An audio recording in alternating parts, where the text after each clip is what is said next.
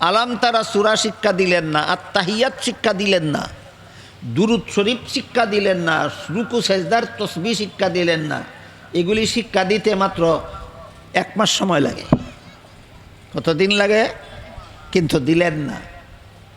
না দিয়েই আপনার 5 বৎসরের ছেলেকে, আপনার 5 বৎসরের মেয়েকে প্রাইমারি স্কুলে ভর্তি করে দিলেন। এবার বলুন, আমাদের দেশের প্রাইমারি স্কুলের মুসলমান ছাত্রছাত্রীদেরকে নামাজ শিক্ষা দেওয়ার কোনো ব্যবস্থা আছে? নাই। তা আপনিও শিক্ষা দিলেন না, 5 বৎসর বয়সে ভর্তি করে দিলেন। একাধারে 5টা বৎসর পর্যন্ত প্রাইমারি স্কুলে পড়ল। 5ম শ্রেণীতে যখন পড়ে তখন তার বয়স 10 বৎসরে নামাজ না পড়লে রসুল বলছেন শাসন করে নামাজি বানাও। অথচ আপনার ছেলে মেয়ে প্রাইমারি স্কুলের 5ম শ্রেণীতে পড়ে, নামাজ জানেই না। জান্নাতের পথে চলেছে না জাহান্নামের পথে চলেছে? এই স্কুলের পড়া কোনো সন্দেহ নাই আপনার কলিজার টুকরা ছেলে মেয়েকে জাহান্নামে না পৌঁছাইয়া ছাড়বে না। মন গড়া মতো স্কুলে পড়ার কারণে এই পড়া হারাম, এই পড়া জাহান্নামে পৌঁছাইয়া দিবে। আলেমের পরামর্শ মতো পড়াইলে স্কুলের পড়া জাহান্নামে পৌঁছাইবে না, কলেজের পড়া জাহান্নামে পৌঁছাইবে না, ভার্সিটির পড়া জাহান্নামে পৌঁছাইবে না। প্রাইমারি স্কুলে মুসলমান ছেলে মেয়েদেরকে ভর্তি করার ব্যাপারে প্রাইমারি স্কুলের শিক্ষা যেন ছেলে মেয়েদেরকে জাহান্নামে না পৌঁছায়, এই রকম পরামর্শ আছে 2টা।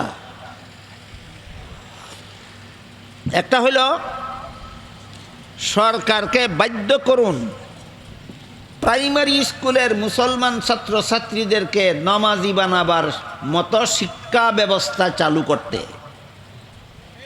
সরকারকে বাধ্য করুন প্রাইমারি স্কুলের মুসলমান ছাত্রছাত্রীদেরকে 5 বৎসরের ভিতরে পাক্কা নামাজি বানাবার মতো শিক্ষা ব্যবস্থা চালু করতে।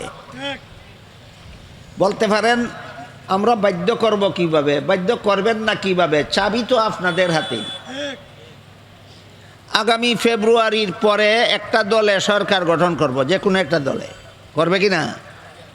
যত দলে ভোট চায় সব দলকে বলেন তোমরা এমন একটা জোট বানাও যে জোটে 16 কোটি মুসলমান বাংলাদেশের মুসলমানের সাথে লিখিতভাবে ওয়াদা করবে যে আমরা যদি সরকার গঠন করি তাহলে প্রাইমারি স্কুলের মুসলমান ছাত্রছাত্রীদেরকে পাক্কা নামাজি বানাবার মতো শিক্ষা ব্যবস্থা চালু করব।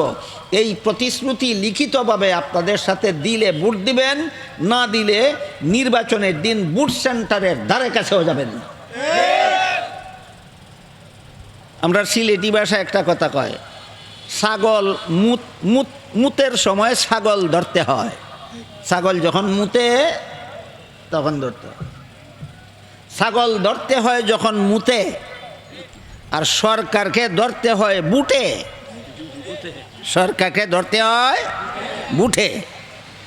মুতের সময় ছাগল ধরতে হয় আর বুটের সময় সরকারকে ধরতে হয়। আপনারা যদি বলেন যে স্কুলের লেখাপড়া আমাদের ছেলে মেয়েরা জাহান্নামে নিয়ে যায়, এমন স্কুল বন্ধ করিয়া জাহান্নাম থেকে বাঁচার মতো শিক্ষা ব্যবস্থা চালু করলে তোমাদের ভোট দেব, নাইলে ভোট দেব না। একেবারে সোজা হইয়া যাইব। এই ব্যবস্থা করতে না পারা পর্যন্ত আরেকটা বিকল্প ব্যবস্থা আছে। সেটা হইল আপনার ছেলেকে আপনার মেয়েকে 5 বৎসর বয়সে প্রাইমারি স্কুলের 1ম শ্রেণীতে ভর্তি করবেন। 4.5 বৎসর বয়সেই উজুর 4 ফরজ শিখাইয়ে ফেলুন। 7 কারণে উজু ভেঙ্গে যায় শিক্ষা দিয়ে ফেলুন। নমাজের ফরজ 13টা মুখস্থ করাইয়া ফেলুন। নমাজের ওয়াজিব 15টা মুখস্থ করাইয়া ফেলুন। 19 কারণে নমাজ ভেঙ্গে যায় শিক্ষা দিয়া ফেলুন। নমাজে 28টা সুন্নত আছে মুখস্থ করাইয়া ফেলুন। 2-3 মাসেই হয়ে যাবে। 4.5 বৎসর থেকে 5 বৎসরের ভিতরে আপনার ছেলেকে আপনার মেয়েকে আপনিই উজু গোসল শিক্ষা দিয়া ফেললেন, আপনিই নামাজ রোজা শিক্ষা দিয়া ফেললেন। এখন প্রাইমারি স্কুলের গুরুরা এটারে আর গরু বানাইতে পারবে না, এটা মানুষই থাকবো। 2টা পরামর্শ আপনাদেরকে দিলাম। যে পরামর্শ মান্য ছেলে মেয়েরে স্কুলে ফরাইলে স্কুলের ফরা জাহান্নামে নিবে না। আর দুইটা পরামর্শের একটাও যদি মানেন না, মন গড়া মতো ছেলে মেয়েদেরকে প্রাইমারি স্কুলে পড়তে দেন, প্রাইমারি স্কুল ফার্স্ট করে হাই স্কুলে যাইব, হাই স্কুল ফার্স্ট করে কলেজে যাইব, কলেজ ফার্স্ট করে ভার্সিটিতে যাইব, গিয়া একটা হইব তসলিমা নাসরিন আর একটা হইব আহমদ শরীফ।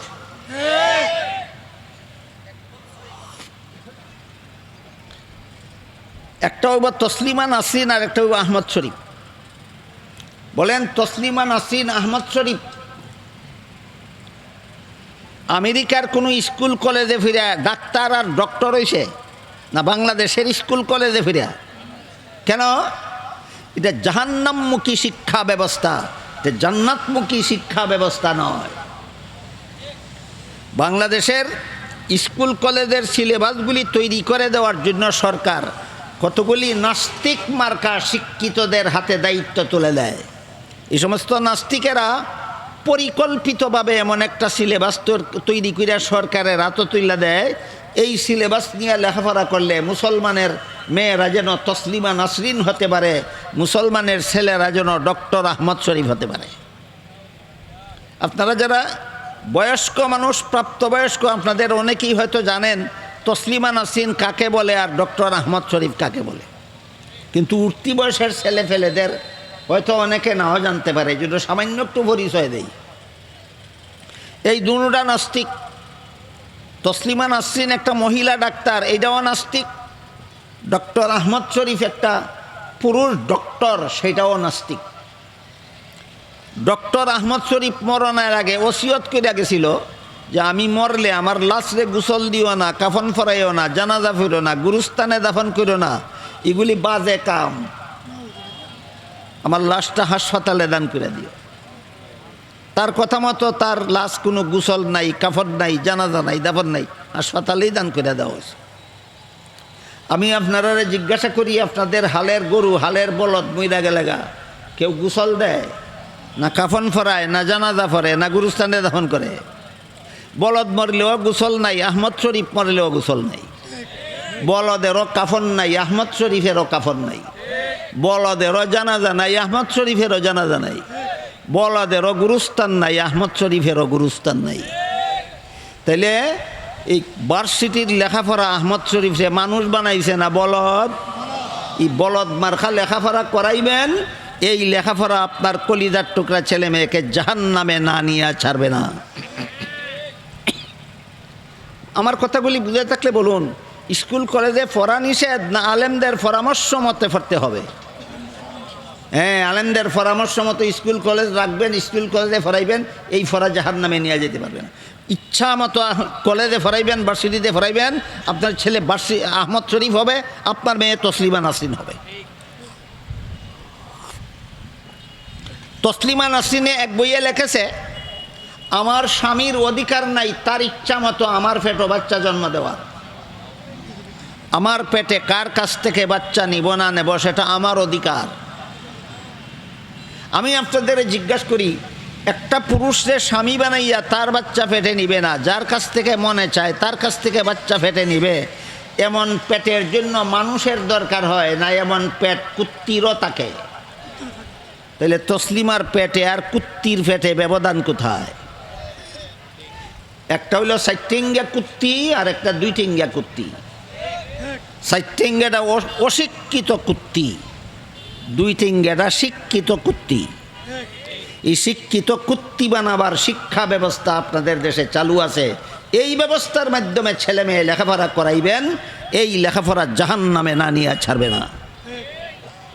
এই জন্য রসুল বলেন, তুমি আলেম না, আলেমের ছাত্রও না, সংসারের কাজও আলেমের কথা মতো করো, যেন হালাল হয়, যেন হালাল হয়, যেন হালাল হয়। এই বিষয়গুলি আপনাদের শিক্ষা দেওয়ার জন্যই মাদ্রাসার মাহফিল হয়। আপনি আলেমও না, আলেমের ছাত্রও না, সংসারের সকল কাজ যেন আলেমের পরামর্শ মতে করেন।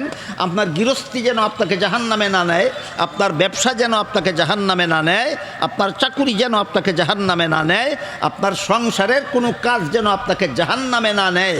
এই জন্য সংসারের সকল কাজও আলেমের পরামর্শ মতে করতে হবে, এটা আল্লাহর রাসূলের নির্দেশ। এই পথটা আপনাদেরকে দেখাবার জন্যই মাদ্রাসার পক্ষ থেকে সম্মেলনগুলি করা হয়।